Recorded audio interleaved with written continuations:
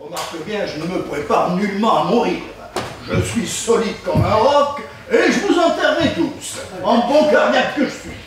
Nous l'espérons bien, mon père. Vous êtes parfaite, Olympe. Je suis sensible à votre souhait, mais soyez rassurés, je suis quand même un vieux roc de 82 ans qui a le cœur un peu fendu, paraît-il. Je mourrai un jour au milieu d'une phrase. C'est pour ça que je parle beaucoup et parfois très vite. J'ai souvent peur que la mort ne m'empêche de finir ce que j'ai commencé à dire. Grand-père adore parler de sa mort. C'est la seule chose sérieuse qui puisse arriver à un homme de mon âge. Eh ben papa, raconte-nous un peu ton testament. Tu nous as fait un bel héritage à Charlotte et à moi. Ah ben moi, Charlotte, un petit quelque chose, parce qu'elle n'est pas mariée et que je la laisserai seule. Mais à toi, rien du tout. Enfin, le moins possible, tu penses. Eh ben je te remercie, tu es bien bon, hein. Tu ne m'intéresses absolument pas. Tu fais de la politique, tu es sénateur et tu approches de la soixantaine. À quoi te servirait un héritage? À t'enrichir de biens à cause desquels tes enfants souhaiteraient plus ou moins ta mort pour hériter à leur tour? Oh, grand-père. Elle est gentille, ta petite Annie. Elle proteste. Mais ce que je dis est vrai. Je trouve immorale cette façon d'amener les enfants à souhaiter la mort de leur père. Et puis, je trouve aussi que l'époque est dure pour la jeunesse. C'est elle qui a besoin d'être aidée. Le départ dans la vie est difficile aujourd'hui. Il faut beaucoup d'argent. Et je vois des tas de jeunes ménages qui se débattent comme des malheureux alors que leurs parents jouissent de grosses fortunes. Moi, je suis pour que l'argent aille à ceux qui en ont besoin. Et ceux qui en ont besoin, ce sont ceux qui sont jeunes, qui se marient, qui ont des enfants. Ce sont eux qui doivent hériter, et pas leurs parents. Moi, je trouve ce raisonnement plutôt intelligent. Moi aussi, bravo, voilà ce que j'appelle l'art d'être grand-père. Ouais, je trouve ton raisonnement tout à fait défendable.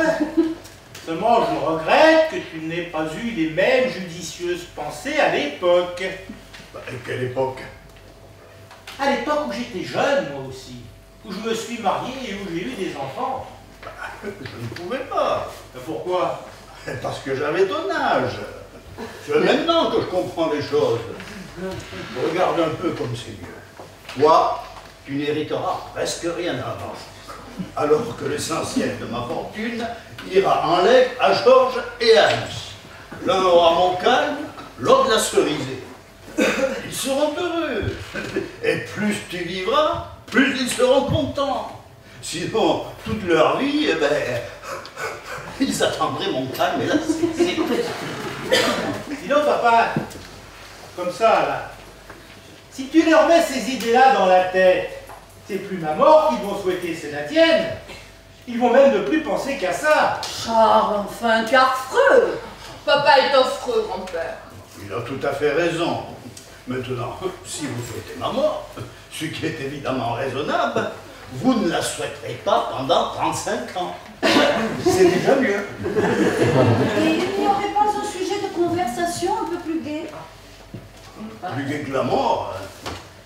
On peut essayer la naissance. Ce n'est pas toujours gai. Si. J'en ai une bien bonne à ce sujet. Vous connaissez Blanche Gernicot, la femme de Julien Gernicot. Je ne pense pas vous offenser, ma chère Olympe, en disant qu'elle n'est plus exactement à l'âge de la maternité. Julien Gernicot est un homme de ton âge, Charles, de 58-60 par là. Eh bien, ils attendent un enfant. Avec 2 filles mariées. Et quand je dis ils attendent, j'exagère. On m'a raconté, il paraît qu'ils sont complètement affolés par l'annonce de ce moutard imprévu qui tombe du ciel comme une marmite. En apprenant cela, j'ai brusquement été très inquiet pour mon testament. J'ai tout arrangé pour une famille de 2 enfants, et si vous prenez l'envie, ma chère Olympe, un jour d'en avoir d'autres, il faudrait me le dire rapidement. Dans ce cas, je déposséderai un peu plus tard, afin qu'il n'y ait pas d'injustice pour mes petits-enfants, et surtout pas pour le pauvre retardataire qui n'aurait jamais connu son grand-père et qui toute sa vie vous en voudrait de l'avoir fait naître après la distribution du gâteau. Mais je ne pense pas, ma chère Olympe, que vous ayez tout à coup le même retour de flamme.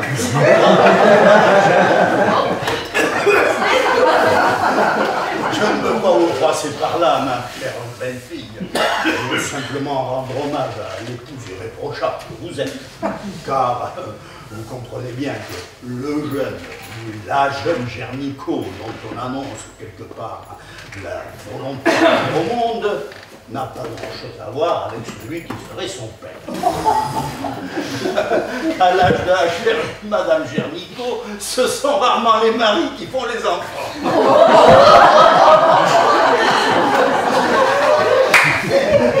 Il paraît qu'ils sont très liés avec un jeune peintre que Julien Gernico estime particulièrement.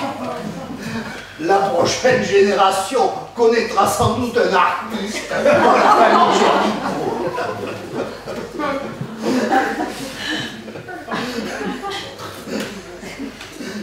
C'est une histoire trop classique pour ne pas la dire en riant. Surtout devant une jeune fille, n'est-ce pas, Annie?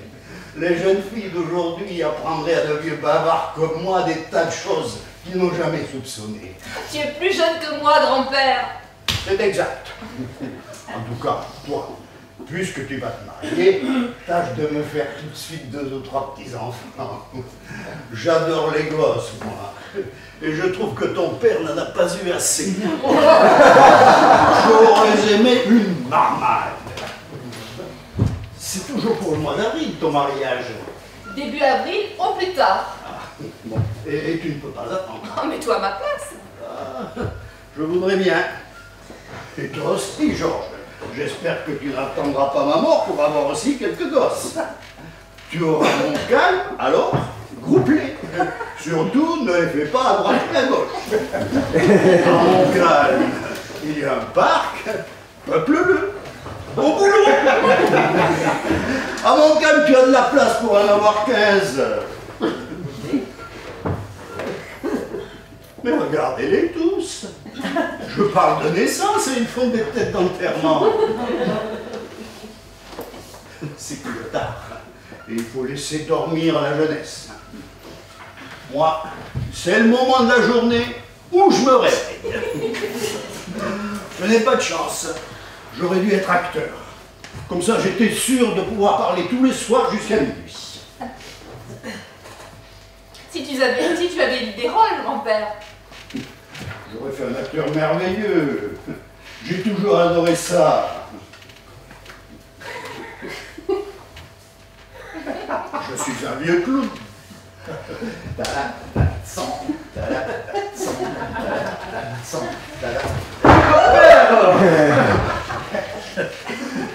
À l'école, je gagnais toujours les concours de grimaces.